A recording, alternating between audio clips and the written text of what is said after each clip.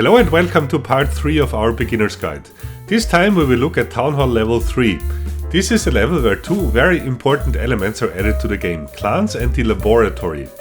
As a unit, wall breakers are added as option to your barracks. You can build your first mortar, which is a devastating defense building, and finally you can build your first traps, which are a couple of bombs. All of these are quite intuitive to use. At this level the game strongly favors the attacker, which means that you won't have any chance to properly defend your base if the attacker plays well, because you don't have enough defense buildings and wall elements yet that protect your base, especially against giants. We will talk more about that unit in the next guide. But what you can hope for is that your opponent is not a good attacker and set up some traps so that he won't get 3 stars at least. What you finally want to end up with is something like this.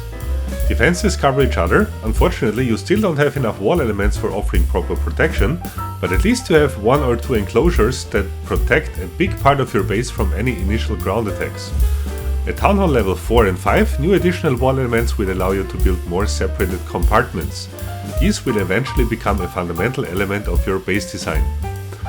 The laboratory is a very important building because it allows you to upgrade your troops and your spells, which you will get access to very soon. Also, in the early stages of the game, you typically have an excess amount of elixir, so the lab allows you to burn it for something useful.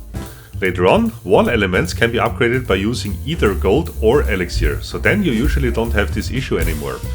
Another small hint for later, because I was stupid enough not to realize this, for accessing spells and dark barracks units upgrades, you simply need to scroll to the right, then you have access to these as well.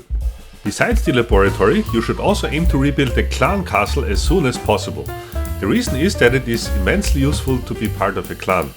Not only because of the social aspect, but because of all the additional things that you can get and win. The clan castle offers 2 useful functionalities. The first one is that it acts like a bunker for your resources called treasury. And it is very important that you understand how to use it, otherwise you may lose a lot of resources if you don't check its level regularly and do some basic calculations. We will come back to that in our other guides too. The first thing that you need to know is that it has a maximum storage capacity. Why is this so important?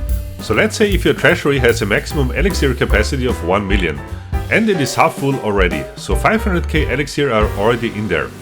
Then you win another 1 million elixir from somewhere and it goes into the treasury. Well, guess what happens? Half of that 1 million will go in there, but the other 500k will be lost forever. Not good, so remember this. Now you may say, well, then I just don't put in 1 million but only 500k instead, so what's the problem? The first issue is that you can take your resources out of the treasury at any time, so that they land in your regular storages. But once they're out, you cannot put them back in. It only works one way. The good thing is though, if you have space for 100k more gold in your regular storages and the treasury has 500k gold in there, only 100k will go out, so at least you cannot lose resources this way. By the way, the maximum storage capacity of your treasury is determined by a combination of your town hall level and the maturity of your clan. So then you may ask yourself, how will resources end up in the treasury in the first place?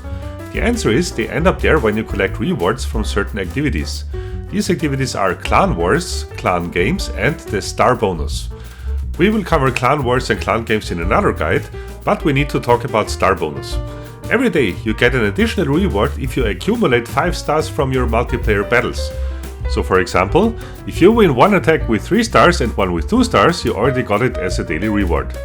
This so-called Star Bonus is a fixed amount of resources, usually something like 200k of each sort. It will become more when you advance in the game. So once you got the 5th star of the day, directly after the battle the resources go into your treasury. If there is no space, they will be lost.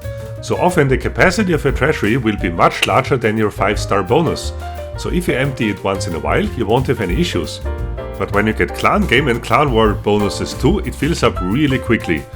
There are some events, for example during Christmas, that multiply your star bonus for a limited amount of time as well.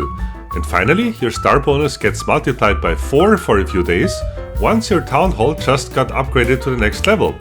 So you see, there is a lot to keep in mind here, and you need to calculate when your treasury cannot hold any more resources so that you don't lose them.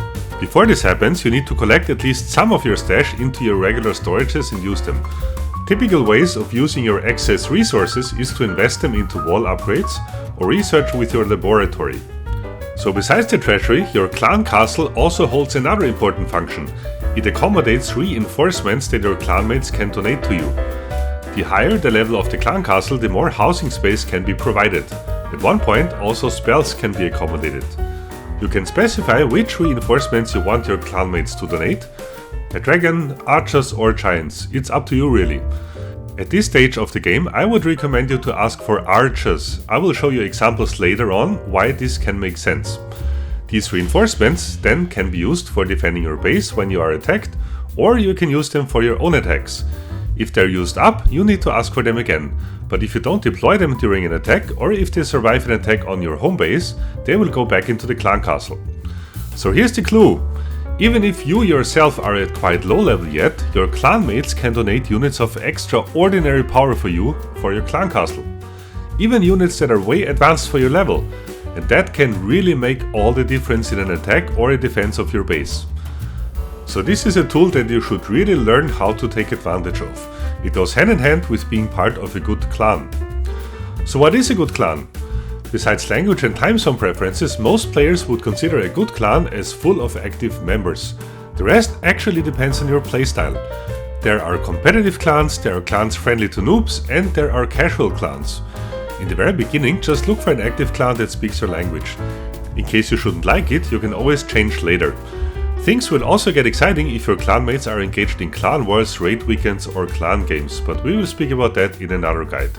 So for now, thanks again for having watched this video and for stopping by at my channel. Have a fantastic day!